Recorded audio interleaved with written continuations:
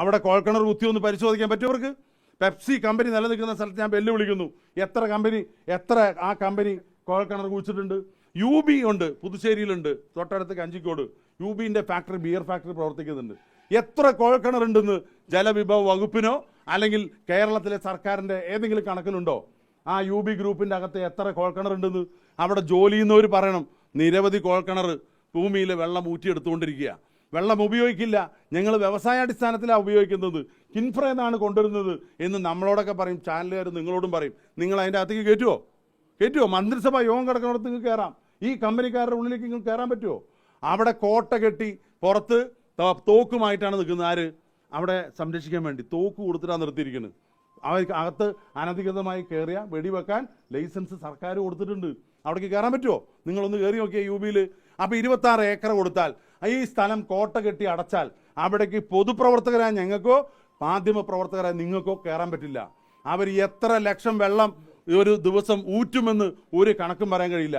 അങ്ങനെയുള്ള ഒരു കമ്പനിക്ക്, ഒരു നിഗൂഢമായ കമ്പനിക്ക്, അഴിമതിക്കാരായ കമ്പനിക്ക്, നിയമവിരുദ്ധമായി രാജ്യത്ത് പ്രവർത്തിച്ച കമ്പനിക്ക് പച്ച പരവതാനി ഒഴിച്ച് രാജേഷിൻ്റെ വീട്ടിലോ പിണറായി വിജയൻ മുഖ്യമന്ത്രിയുടെ വീട്ടിലോ തുടങ്ങിക്കോട്ടെ, എലപ്പുള്ളി പഞ്ചായത്തിൽ ഈ കമ്പനി തുടങ്ങാൻ കഴിയില്ല. മുഖ്യമന്ത്രി ഏതറ്റം വരെ പോയാലും അതിൻ്റെ മറ്റേ അറ്റം വരെ പോവാൻ ഇവിടുത്തെ ജനങ്ങളോടൊപ്പം ജനപ്രതിയായി ഞാനുണ്ടാകും. ഈ കമ്പനിയുടെ പ്രവർത്തിപ്പിക്കാൻ അനുവദിക്കില്ല. നിങ്ങൾക്ക് എന്തെങ്കിലും ഈ സമൂഹത്തോട് ഉത്തരവാദിത്വം ഉണ്ടെങ്കിൽ ഈ പൂട്ടിക്കിടക്കുന്ന മലബാർ ഡിസ്റ്റിലറീസ് ഉണ്ടല്ലോ, നിങ്ങൾ തുടങ്ങുമെന്ന് പറഞ്ഞിട്ടുള്ളത്, അത് എത്രയും പെട്ടെന്ന് തുടങ്ങാൻ നോക്ക്. ഇവിടേക്ക് 1 ലക്ഷം ലിറ്ററിൽ വെള്ളം കൊടുക്കാമെന്ന് പറഞ്ഞല്ലോ, അതെങ്ങനെയെങ്കിലും കൊടുക്കാൻ നോക്ക്. വാട്ടർ അതോറിറ്റി കൊടുത്തില്ലെങ്കിൽ ആ പൈസ തിരിച്ചു വേണമെന്നാണ് ബീവറേജ് കോർപ്പറേഷൻ പറയുന്നത്. അപ്പോൾ സ്വന്തം കുഞ്ഞുങ്ങളെ നോക്കാണ്ടേ, സർക്കാർ സ്ഥാപനങ്ങളെ നോക്കാണ്ടേ അന്യൻ്റെ വീട്ടിലെ കുഞ്ഞുങ്ങൾ നോക്കുന്നത് ഇത് ശരിയല്ല. നമ്മുടെ കേരളത്തിൻ്റെ സംസ്കാരം ശരിയല്ല, അതിനനുകൂലമുള്ള സംസ്കാരമല്ല ഉള്ളത്. അതുകൊണ്ട് മന്ത്രിമാർ ഓരോന്ന് പറയുമ്പോൾ സൂക്ഷിക്കണം. ആരാണ് വികസന വിരോധികളെന്ന് നിങ്ങൾ ഈ ക്യാമറയുമായിട്ട് ഈ കോമ്പൗണ്ട് ഒന്ന് നോക്കണം. 107 ഏക്കർ സ്ഥലത്ത് എക്സൈസ് ഡിപ്പാർട്ട്മെൻറ്റ് അനധികൃതമായി തള്ളിയിട്ടുള്ള 300ഓളം വണ്ടികൾ കിടക്കുന്നുണ്ട്. തുരുമ്പ് പിടിച്ച് കാട് പിടിച്ച് കിടക്കുന്നുണ്ട്. നിങ്ങളൊന്ന് പുറം ലോകത്തിന് കാണിച്ചു കൊടുക്കണം. ഇത് സർക്കാരിൻ്റെ മലബാർ ഡിസ്റ്റിലറീസാണ്. ഇവിടുത്തെ പ്രത്യേകത 25 കോടി രൂപ ചെലവഴിച്ച് ഇവിടെ നിർമ്മാണം ആരംഭിച്ച് അത് ആ നിർമ്മാണ ഘട്ടത്തിൽ തന്നെ തുടക്കത്തിൽ തന്നെ കിടക്കുകയാണ്. ഇവിടെ ബീവറേജ് കോർപ്പറേഷൻ്റെ ഈ വെയർ ഹൗസായിട്ട് ഇത് ഉപയോഗിച്ച് 5 ലക്ഷം രൂപ വരുമാനം ഉണ്ടെന്നല്ലാതെ 1 രൂപ വരുമാനമില്ല. 25 കോടി രൂപ നീക്കി വെച്ച് വർഷങ്ങൾ കഴിഞ്ഞു. ഒരു തുള്ളി വെള്ളമില്ല, ഒരു ബോട്ടിലുമില്ല, ഒരു മലബാർ ബ്രാൻഡിയുമില്ല. എവിടെ കേരളത്തിൻ്റെ മലബാർ ബ്രാൻഡി? എവിടെയാ ബ്രാൻഡ്? തദ്ദേശ സ്വയംഭരണ വകുപ്പ് മന്ത്രി പറയട്ടെ. എന്നിട്ടാവാം ഈ ഗോളിയോറുകാരനും ഇൻഡോറുകാരനും ഒക്കെ പുതിയ കമ്പനി തുടങ്ങി, പുതിയ ബാർ തുടങ്ങി, അല്ല പുതിയ സ്പിരിറ്റ് മദ്യ കമ്പനി തുടങ്ങിയിട്ട് ലൈസൻസ് കൊടുക്കാൻ. അതുകൊണ്ട് അങ്ങനെ ഒരു തീരുമാനം ഈ സർക്കാർ പിൻവലിക്കുന്നതാണ് നല്ലത്. എലപ്പുള്ളി പഞ്ചായത്തിലും ഇവിടെ കുടിവെള്ളക്ഷാമം നേരിടുന്ന സ്ഥലത്തും ഒരു കാരണവശാലും ഇതുപോലുള്ളൊരു സ്പിരിറ്റ് കമ്പനിയെ, മദ്യ കമ്പനിയെ അനുവദിക്കുന്ന പ്രശ്നം ഉദിക്കുന്നില്ല.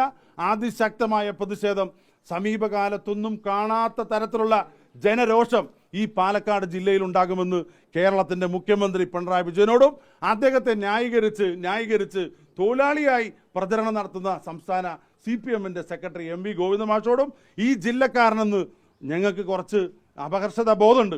ഈ ജില്ലക്കാരനെന്ന് പറയാൻ അല്പം നാണമുണ്ട്. പക്ഷേ എക്സൈസ് വകുപ്പ് വന്ന് അദ്ദേഹമായതുകൊണ്ട് അദ്ദേഹത്തിനോട് പറയുക, ഇത് ജനങ്ങളുടെ രോഷമുള്ള സ്ഥലമാണ്. ഇവിടെ കുടിവെള്ളം ആദ്യം കൊടുക്കുക. വാട്ടർ അതോറിറ്റി ഈ പാവപ്പെട്ട സാധാരണക്കാർ ഈ വെള്ളം ചുമക്കാൻ വേണ്ടി കിലോമീറ്ററുകൾ നടക്കുന്നത് കണ്ട് ഒരു ഭരണാധികാരി ചെയ്യേണ്ടത് അവർക്ക് കുടിവെള്ളം എത്തിക്കുകയാണ്. അതല്ലാതെ മറ്റൊരവസ്ഥയിലേക്ക് കാര്യങ്ങൾ കൊണ്ടെത്തിക്കാതിരിക്കാൻ മന്ത്രിസഭയുടെ തീരുമാനം എത്രയും പെട്ടെന്ന് പിൻവലിക്കണമെന്ന് വളരെ വിനയപൂർവ്വം ഈ ഗവൺമെന്റിനോട് ആവശ്യപ്പെടുക. നിങ്ങളൊരു അഴിമതി ആരോപണം വേറെ പറഞ്ഞത്, ഇപ്പം CPMൻ്റെ പുതുശ്ശേരി ഏരിയ സെക്രട്ടറി, അതായത് MP രാജേഷിന്റെ അളിയനും കൂടി ചേർന്നിട്ടാണ്, MP രാജേഷും അളിയനും കൂടി ചേർന്നിട്ടാണ് ഈ ഗൂഢാലോചന നടത്തിയത്. കേരളത്തിലെ ഭരിക്കുന്ന മുന്നണിയുടെ നേതൃത്വം നൽകുന്ന പാർട്ടി ഏതാ? CPIM. ആ CPMൻ്റെ ഏരിയ സെക്രട്ടറി ആരാ? MP രാജേഷിന്റെ അളിയനായി പോയി. എന്ത് ചെയ്യാൻ പറ്റും? മാറ്റാൻ പറ്റുമോ? ഏരിയ സെക്രട്ടറിയായിട്ട് തിരഞ്ഞെടുത്തത് പാർട്ടിയാണ്. അദ്ദേഹത്തിൻ്റെ ഏരിയയിലാണ് ഈ കമ്പനി വരുന്നത്. എന്തുകൊണ്ടാണ് ഏരിയ സെക്രട്ടറി ചോദിക്കണം? സർക്കാർ സംവിധാനത്തിലുള്ള മലബാർ ഡിസ്റ്റിലറീസ് എന്തുകൊണ്ട് പ്രവർത്തിപ്പിക്കാൻ കഴിഞ്ഞിട്ടില്ല? പാർട്ടിക്ക് അതിൽ ശക്തമായ അഭിപ്രായ വ്യത്യാസമുണ്ടെന്ന് പറയണ്ടേ? കേരളത്തിൽ ഇപ്പോൾ ലോക്കൽ കമ്മിറ്റി സമ്മേളനങ്ങളിലും ഏരിയ കമ്മിറ്റി സമ്മേളനങ്ങളും മുഖ്യ ചർച്ച എന്താണ്? എന്താ ചർച്ച? എല്ലായിടത്തും ലഭ്യമായിട്ട് മദ്യം ലഭ്യമാക്കണം, എന്നാലാണ് നമ്മുടെ സർക്കാരിന് വീണ്ടും അധികാരത്തിൽ വരാൻ പറ്റുന്ന. ഒരു ഏരിയ കമ്മിറ്റി പ്രമേയം പാസ്സാക്കിയിരിക്കുകയാണ്. ഞങ്ങളുടെ പഞ്ചായത്തിൽ ഇതുവരെ ഒരു ഔട്ട്ലെറ്റ് പോലും തുടങ്ങാൻ ഗവൺമെൻറ് കഴിഞ്ഞിട്ടില്ല. അതുകൊണ്ട് ബീവറേജിൻ്റെ ഒരു ഔട്ട്ലെറ്റ് എത്രയും പെട്ടെന്ന് ആരംഭിക്കണം. ആരാ? ഏരിയ കമ്മിറ്റി പ്രമേയമാണ് പുറത്തു വന്നു, നിങ്ങൾ കണ്ടില്ലേ? അപ്പോൾ ആ ഏരിയ കമ്മിറ്റി പ്രമേയം പാസ്സാക്കുന്ന കാലമാണ് മദ്യ കമ്പനിക്കും ബീവറേജ് ഔട്ട്ലെറ്റിനും. അപ്പോൾ ഇവിടുത്തെ ഏരിയ കമ്മിറ്റി തീരുമാനിച്ചു എന്താണ്, പുതിയ ഒരു മദ്യ കമ്പനി വരട്ടെ. അല്ലെങ്കിൽ ഏരിയ കമ്മിറ്റി പറയട്ടെ, ഏരിയ കമ്മിറ്റി സെക്രട്ടറി ഈ മദ്യ ലോബിയുമായി ബന്ധപ്പെട്ടിട്ടില്ലെന്ന് അദ്ദേഹം പറയട്ടെ. അങ്ങനെ കിംവദന്തികളുണ്ട്, അങ്ങനെ ചില ചർച്ചകളുണ്ട്, സ്വന്തം പാർട്ടിയിലുണ്ട്, അവർ വെളിപ്പെടുത്തട്ടെ.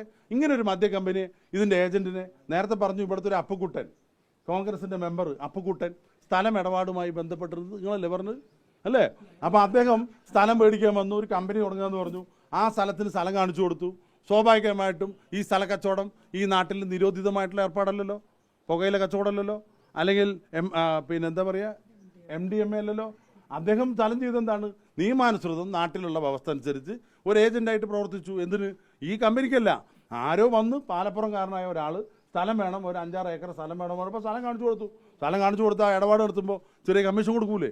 ആ കമ്മീഷൻ നാട്ടിൽ വ്യവസ്ഥ ഉള്ളതല്ലേ, കൈക്കൂലിയല്ലല്ലോ, ജോലി എടുത്തതിനല്ലേ, ആ പണിയല്ലല്ലോ. ആര് ചെയ്യണത്? Area secretary ചെയ്യണെന്താ? അദ്ദേഹമല്ലേ പറയേണ്ടത്. ഇവിടെ ഒരു സർക്കാർ കമ്പനി നടക്കുന്നു, അപ്പോൾ മറ്റൊരു കമ്പനി കൊടുക്കാൻ പാടോ? എനിക്കൊരു ഒറ്റ ചോദ്യമുള്ളൂ, ഈ സ്ഥലം ഇടപാടുമായി ബന്ധപ്പെട്ട് കുറേ ആളുകൾ അതിൻ്റെ പിന്നിലുണ്ടാവും. പക്ഷേ ഇങ്ങനെ ഒരു കമ്പനിയുമായിട്ട് മന്ത്രിസഭയ്ക്ക് അപേക്ഷ കൊടുത്തതിന് ശേഷം 2022 അപേക്ഷ കൊടുത്തതിന് ശേഷം ഈ എക്സൈസ് വകുപ്പ് മന്ത്രി ലോകത്തെവിടെയായാലും ഏത് സമയത്തും ഈവനിംഗ് കേരള വാർത്തകളും മറ്റു അറിയിപ്പുകളും അറിയാൻ ഞങ്ങളുടെ യൂട്യൂബ് ചാനൽ സബ്സ്ക്രൈബ് ചെയ്യുക.